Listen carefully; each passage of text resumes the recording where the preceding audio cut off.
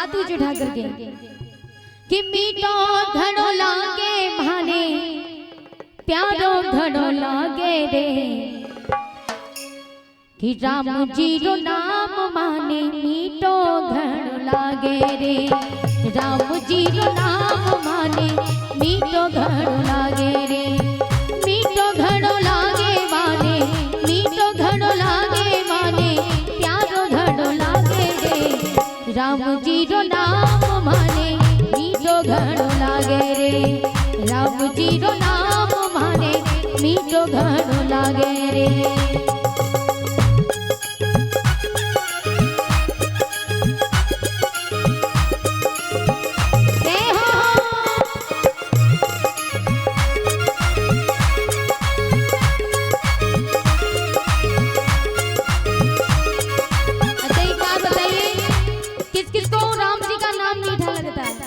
तुझे क्या बात है, यहाँ तो सब राम के नाम में ही रंगे हुए हैं, तो सभी ताली बजा के झूमते हुए ओ मीठो घड़ो लागे माने मीठो घड़ो लागे माने प्यारो घड़ो लागे रे राम जी रो नाम माने मीठो घड़ो लागे रे राम जी रो नाम माने मीठो घड़ो लागे रे।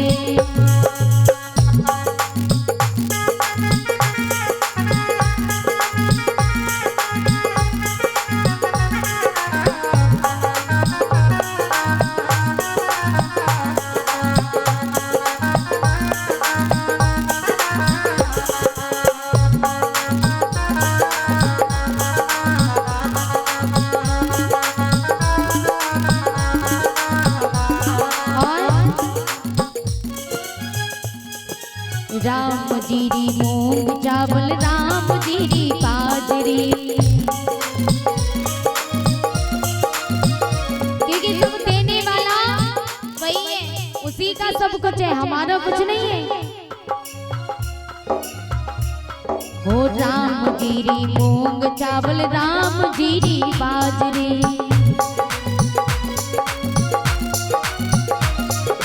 राम जीरे घरो धंधो राम जीरी हाजरी हो राम जीरे घरो धंधो राम जीरी हाजरी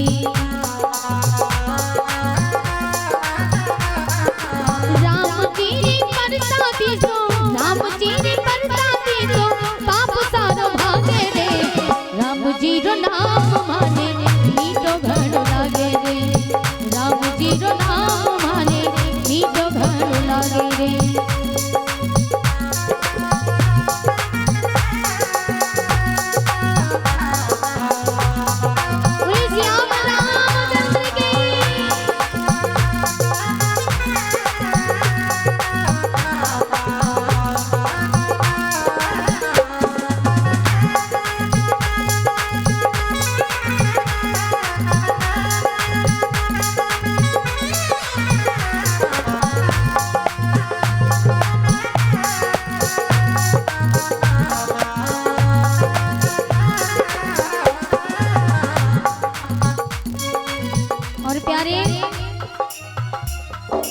भाई बंधु टावर छोरी राम जीरा छोकरा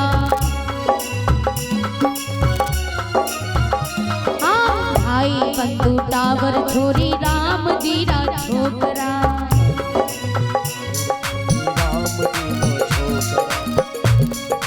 मायर बाप दादा दादी राम जीरा डोकरा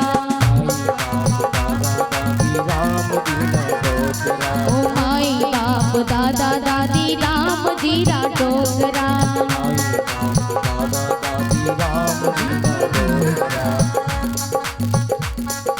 हिल मिल रहे बाबे तो हो हिल मिल रहे बाबे तो राम जी रे आगे रे राम जी रो नाम माने मीठो घड़ो लागे रे राम जी रो नाम माने मीठो घड़ो लागे रे मीठो घड़ो लागे माने मीठो घड़ो लागे माने प्यारो घड़ो लागे रे राम जी रो नाम माने मीठो घड़ो लागे रे राम जी रो नाम मानो मीठो घड़ो लागे रे।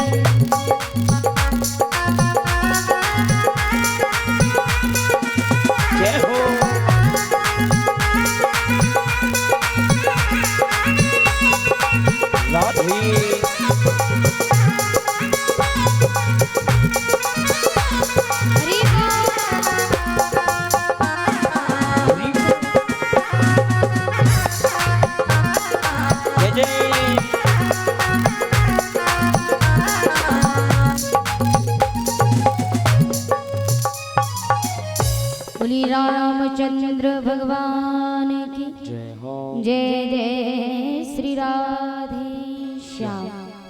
श्री सूत जी कहते हैं सोनकादिक ऋषियों, आज गौकड़ जी भगवान के भजन में विलीन हो गए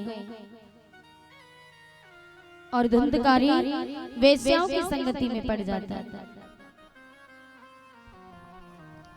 माता पिता बड़े दुखी हैं, पुत्र को समझाया तो पिता को ही धमकी देने लगा।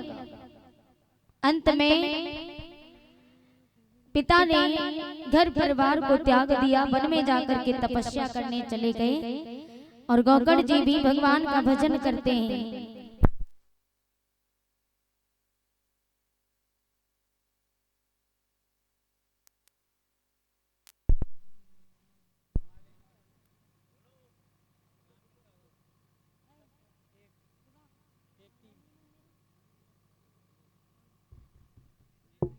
श्री राधे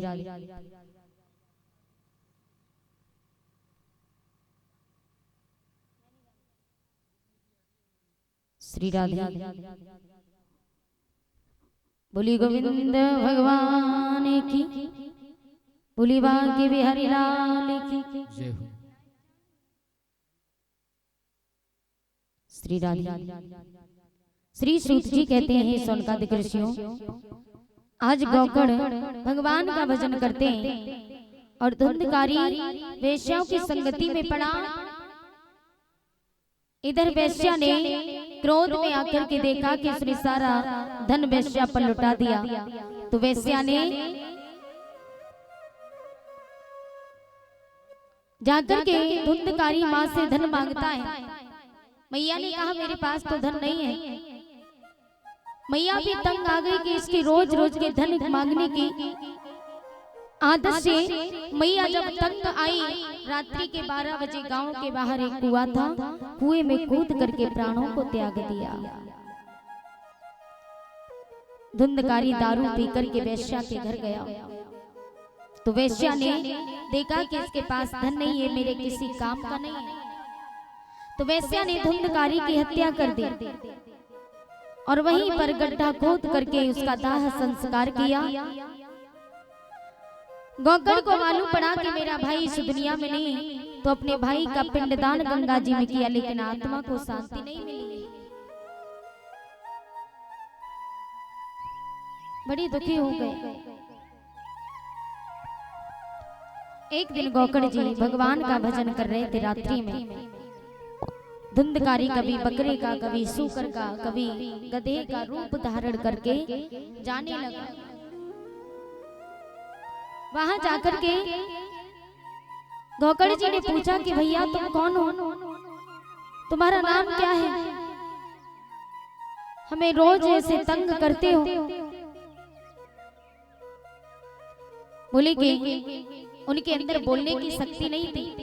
गौकड़ जी ने अंजलि में जल लिया, मंत्र का जाप करके जल का छिड़काव मारा, तो उनके अंदर बोलने की शक्ति आ जाती है। बोले भैया मेरा नाम धुंधकारी है, मैं तुम्हारा भाई हूं, मेरा उद्धार कीजिए। सूर्यदेव भगवान का ध्यान किया है गौकड़ जी ने। सूर्यदेव भगवान ने कहा मद भागवता मुक्ति सप्ताहं वाचनं कुरु इति स्थूर्यमद सर्वै धर्मरूपं त्वविस्तृतम्। सूर्यदेव भगवान ने कहा मद भागवता मुक्ति, आप श्रीमद् भागवत कथा श्रवण कराइए। सप्ताह वाचनम करो, 7 दिन की कथा। वाचनम माने वाचना, कथा को कहना। यदि आप 7 दिन की कथा अपने भाई को श्रवण कराओगे तो उद्धार हो जाएगा। आज गोकर्ण जी ने सुंदर सा पांडाल सजाया, व्यास गद्दी बना करके, और कथा जिस समय कहने लगे, अनंत नर नारी आकर के पांडाल में बैठे। धुंधकारी भी पांडाल में आकर के बैठा तो पवन देव को क्रोध आया और क्रोध में आकर के उसने फूंक मारी तो धुंधकारी बहुत दूरी पर जाकर के बांस खड़े हुए थे, बांसों में जाकर के गिरा। उन्हीं बांस पर बैठ करके उसने कथा श्रवण की। 7 दिन की आकाश से विमान आया, विमान में बैठ करके धुंधकारी भगवान के परम धाम को चला गया। बोली भागवत महापुराण की। और भी नर नारी पांडाल में बैठे, कहने लगे कि भैया एक बात बताओ, कथा हमने भी सुनी और कथा आपके भाई ने भी सुनी, तो तुम्हारे भाई का उद्धार क्यों हो गया, मेरा उद्धार क्यों नहीं हुआ, हम सबका उद्धार क्यों नहीं हुआ? तो गोकर्ण जी कहने लगे भैया कथा यदि श्रवण करो तो ये नहीं कि कथा श्रवण करने आए पांडाल में बैठे हो। सर्वप्रथम हमें कथा श्रवण करनी चाहिए तो हमेशा आसन लगा करके बैठना चाहिए, आसन लगा के कथा श्रवण करनी चाहिए। दूसरा नियम ये कि कभी कथा पांडाल में बैठकर बातचीत नहीं करनी चाहिए। अब हम कथा श्रवण कर रहे हैं लेकिन बातचीत करने में लगे, इसकी बुराई करना, उसकी बुराई करना, उद्धार हो सकता है? नहीं होगा। पांडाल में बैठ करके कभी ऊंच नीच नहीं देखनी चाहिए कि मैं गरीब हूं और ये अमीर है, या मैं अमीर हूं ये गरीब है, ये मेरी बराबरी का नहीं है, ये इसका मेरे साथ बैठने का हक नहीं है। ऐसे उद्धार नहीं होगा। और ना ही पांडाल में बैठ करके जाति पाति का भेदभाव होना चाहिए, क्योंकि भगवान के दरबार में सब एक समान होते हैं।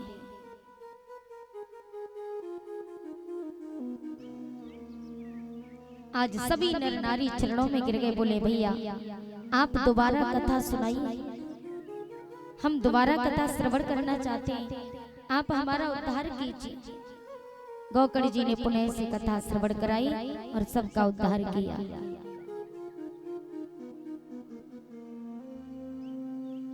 तो नियम तो वास्तव में यही कहता है कि हमें कथा पांडाल में बातचीत नहीं करनी चाहिए, तभी तो भगवान का भजन कर पाएंगे। मन हमेशा भगवान के समीप होना चाहिए, लेकिन मन बड़ा चंचल है, ये मन भगवान का भजन करने नहीं देता। ये मन बड़ा पापी है। गोस्वामी तुलसीदास जी ने जब रामायण लिखी तो मन को बहुत ललकारा, बहुत फटकारा,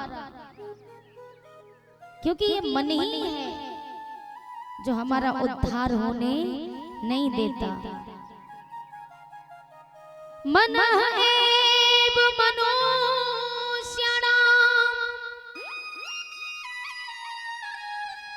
कारणं बन्धुमोक्षयो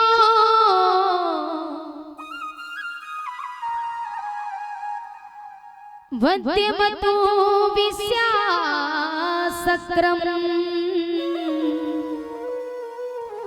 मुक्तम निर्विषयम बड़ा। ये मन ही मनुष्य का बंधन का कारण है और मन ही मोक्ष का कारण है। मन एव मनुष्याणां, मन चाहे तो ये बंधनों से मुक्त कर दे और मन चाहे तो हमारी मुक्ति कर दे, लेकिन मन बड़ा चंचल है, पापी है। भगवान का भजन करें तो करें कैसे? क्योंकि ये जो हमारे शरीर के अंदर जो इंद्रियां हैं ना, ये इंद्रियां हमें हमेशा भटकाने की कोशिश करती हैं।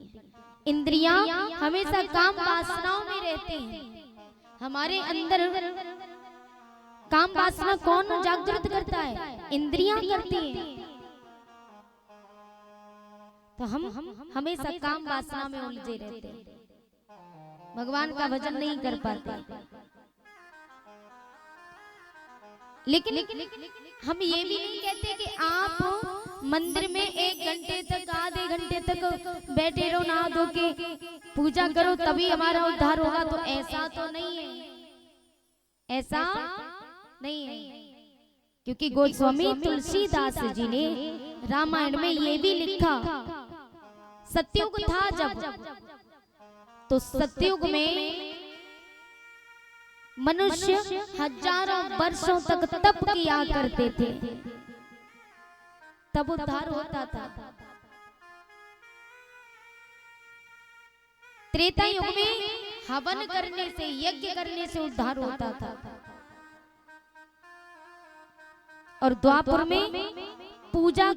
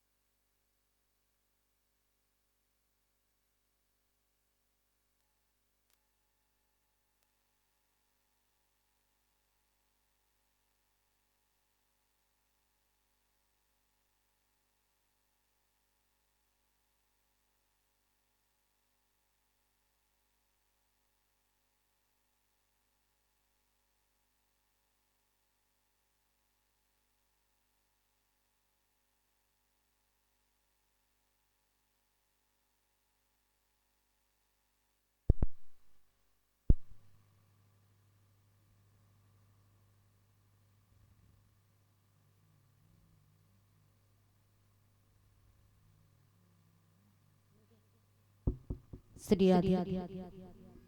बोली गोविंद भगवान की जय हो, बोली सावरिया सरकार की जय हो। तो देखिए, त्रेता युग में यज्ञ करने से उद्धार होता था, और द्वापर में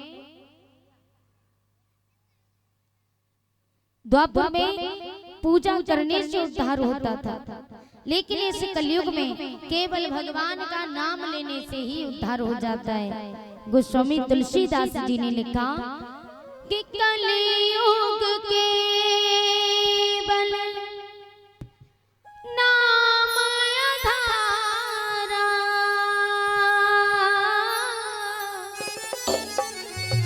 सुमिरे सुमिरे नर उतरहि पारा। सिया राम जय जय राम, राम सिया राम जय जय राम।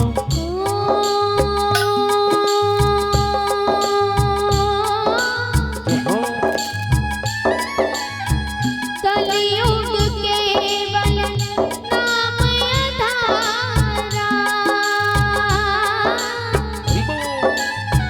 सुमिरे सुमिरे नर उतरहि पारा।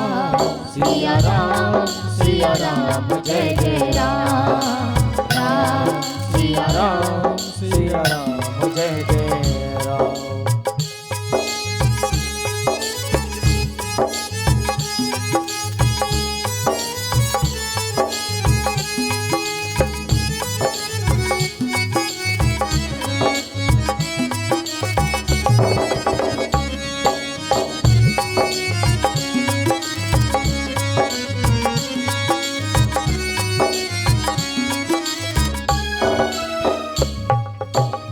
गोस्वामी स्वामी तुलसीदास जी ने लिखा कि कलयुग के बल नाम आधारा, सुमिर सुमिर नर उतरहि पार। इस कलयुग में केवल नाम लेने से उद्धार हो जाता है। केवल भगवान का नाम लेती रहो। जरूरी नहीं है कि स्नान करके भगवान के मंदिर में बैठो, पूजा करो घंटों तक तभी उद्धार होगा। तो ऐसा नहीं है। आपके पास समय नहीं है तो आप घर में काम करो, तो केवल भगवान का भजन गुनगुनाती रहो। क्या गुनगुनाना है कि श्रीमन नारायण नारायण नारायण भजमन। बोलिए, हाथ ऊंचे करके बोलो। अच्छा, अगर झाड़ू लगाओ तो भगवान का भजन करो कि श्रीमन नारायण। अरे जरा तेज बोलो। अगर लड़ने को बोल दिया जाए, लड़ने की बारी आ जाए तो पूरे मोहल्ले में, पूरे गांव में आवाज जाएगी। अकेली एक मैया की फिर इतना बोलती है, इतनी तेज बोलती है, लेकिन भगवान के नाम में जरा जोर से बोलो कि भजमन नारायण। ऐसे ही आप झाड़ू लगा रही है तो आपके हाथ झाड़ू लगा रहे हैं, मुंह तो नहीं लगा रहा। मुंह आपका फ्री है, तो झाड़ू लगाते समय भगवान का भजन करो, बस हो गया कल्याण। बर्तन साफ करो तो भगवान का भजन करो कि श्रीमन नारायण नारायण भजमन नारायण नारायण। क्योंकि बर्तन साफ कर रहे हैं हाथों से, मुख से नहीं। मुंह फ्री है, भगवान का भजन करते रहो।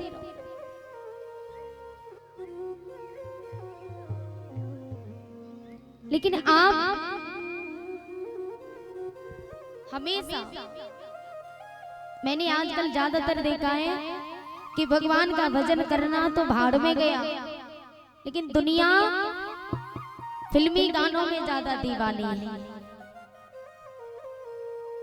हम मुंह हमारा तो उतना ही चलता है भाई, उतना ही चलाते हैं। तो फिल्मी गानों में क्या रखा है? फिल्मी गानों की वजह भगवान का भजन गुनगुनाती रहो। लेकिन नहीं,